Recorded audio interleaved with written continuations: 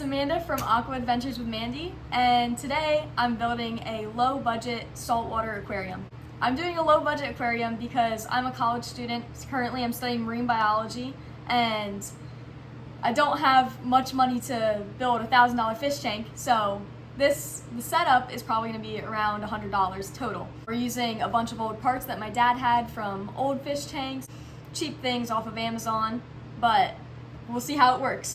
This is a 5-gallon fish tank that somebody was going to throw away, so we're using it to make a sump. The end goal of this tank is going to be to house coral, clownfish, and an anemone. This is an old, about 1-gallon fish tank that my sister had. It's going to be a refugium. The refugium, we're going to drill a small hole so that we can put a pipe in to overflow into the first chamber of the sump. The first chamber of the sump is going to have these sponges that were a part of one of my dad's old aquariums. They are each going to go in side by side to filter out any particles. Once water flows through the sponges, it's going to go under the first piece of acrylic and go into the second chamber where there will be a protein skimmer. This will just go right on the side of here, and it'll be adjusted to the water level right in between those. And then the water will flow over this piece of acrylic into this chamber, which will have bio balls, which are good for biological filtration. And then there will be a air pump pumping air into this tank to move the bio balls around. And then water will overflow into this part, and it'll go down through here and back up through here to get rid of any air bubbles that will be left from the bioball chamber. And then once the water comes into this chamber, we're gonna have a pump right in here that is gonna pump the rest of the water into the main tank. Right now, I'm working on finishing installing these pieces of acrylic. This is what we're using. It's 100% silicone, and it says that it's aquarium safe on there. So I'm gonna turn this over. We already caulked one side of it, but we have to do the back side now.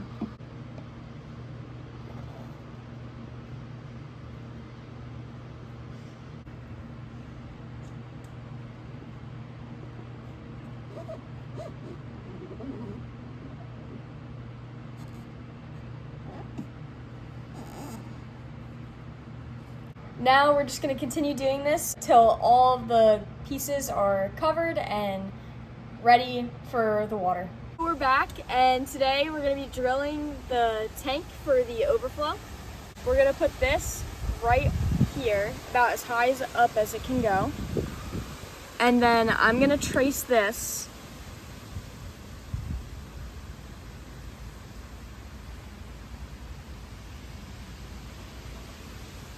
This is the spot we're going to be drilling. We're going to put cardboard underneath of here so that once we drill through this, then it won't fall and crack a piece of glass right here. This is our drill, and this is what we're going to be using to drill this with. The bulkhead, we sized it just by, it's slightly bigger than that, so the bulkhead will still cover it and seal perfectly. Got water going, keep it nice and cool. We're going to start on an angle.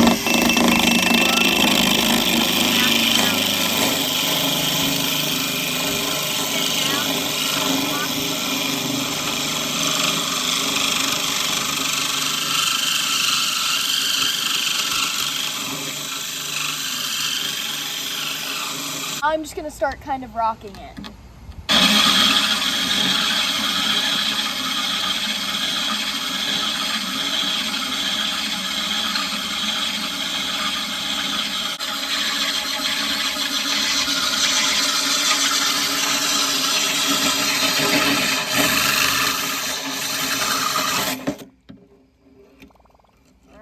We made it through. There's our little piece of glass. Okay, this is the hole that I just drilled. Once it's nice and dry, this will go in place right here, and this will help seal it nice and tight.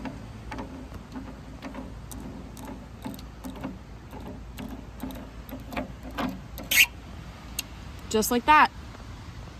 This is the refugium. We marked a spot where we want the bulkhead to go.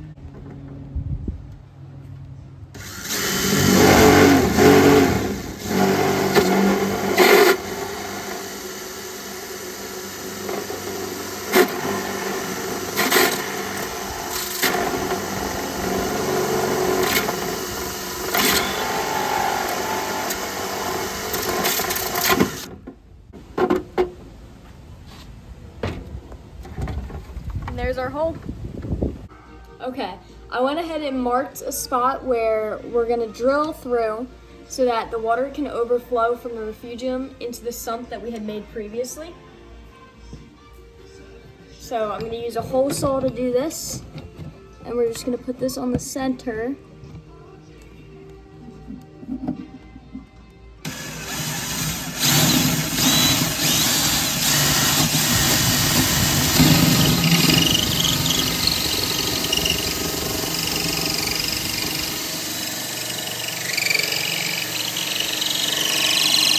We drilled this almost all the way through, but we don't want it to blow through, so we're gonna go to the other side of this and drill from the other side to avoid that from happening.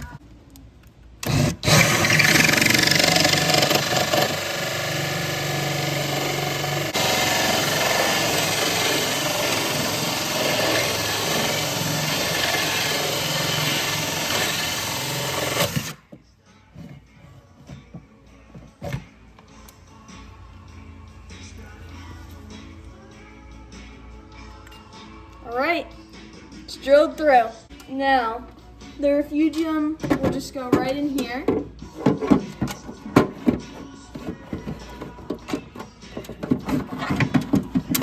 Like this.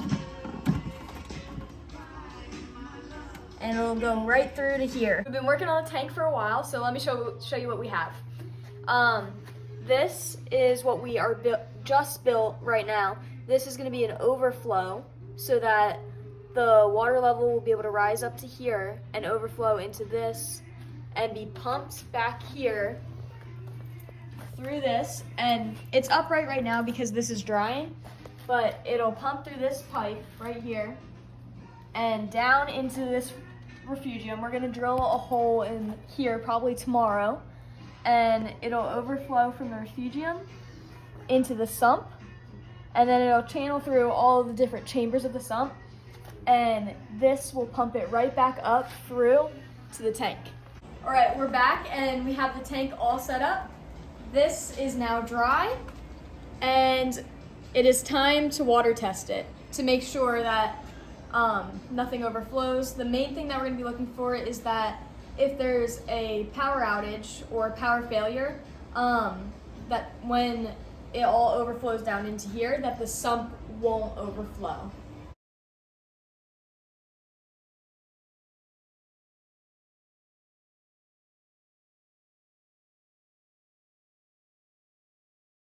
All right, it's almost at the overflow, so now I'm gonna go ahead and set up a time lapse near the refugium and sump area so that you can see what's going on down there.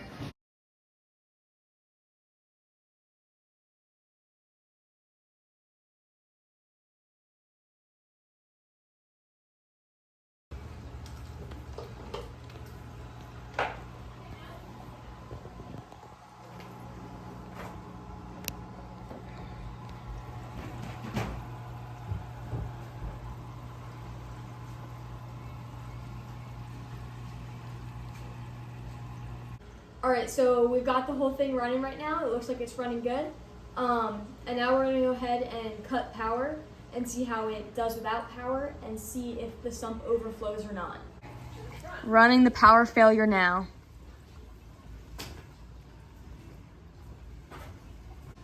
This is where the water sits once the power failure is complete, so we're ready to finish it. All right, we've got the tank in its spot and ready to go. We're gonna load the sump with everything. Earlier I had shown a protein skimmer, but we tested that today and it's not working. So my dad said that he was gonna get a better protein skimmer for me to use. These are biological media, and they're gonna go right here so that all the water has to flow through them and into this crack. This sponge is going to go right under here, right with these other sponges on top of it, so that the water has to flow through it.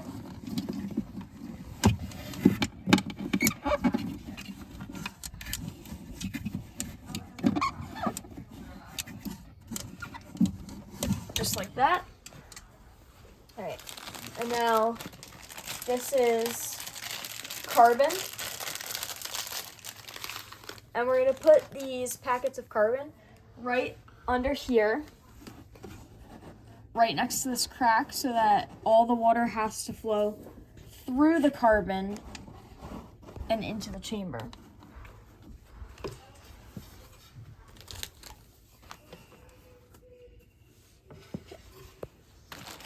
And now we're gonna add the bio balls, which will add for more biological filtration. And we're gonna put some of them into this chamber, and then the rest of them we'll put in this one. This will allow for healthy bacteria to grow on them and help out our tank.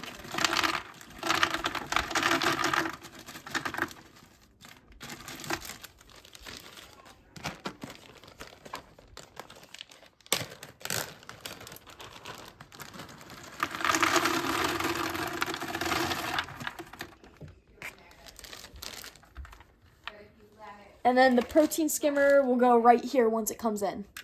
And we'll have this tank all set up tonight with salt water.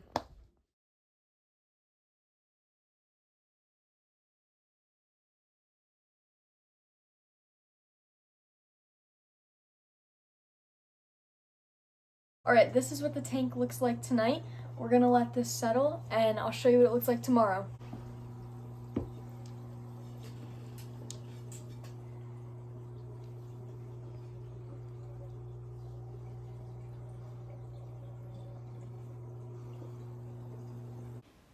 And now you'll see that I'm just filling up the tank with a few shells. Hopefully our hermit crabs will take them as they grow. Now this is the final tank. Stay tuned to see what's next with it on another video, and we'll have some clownfish and anemones hopefully.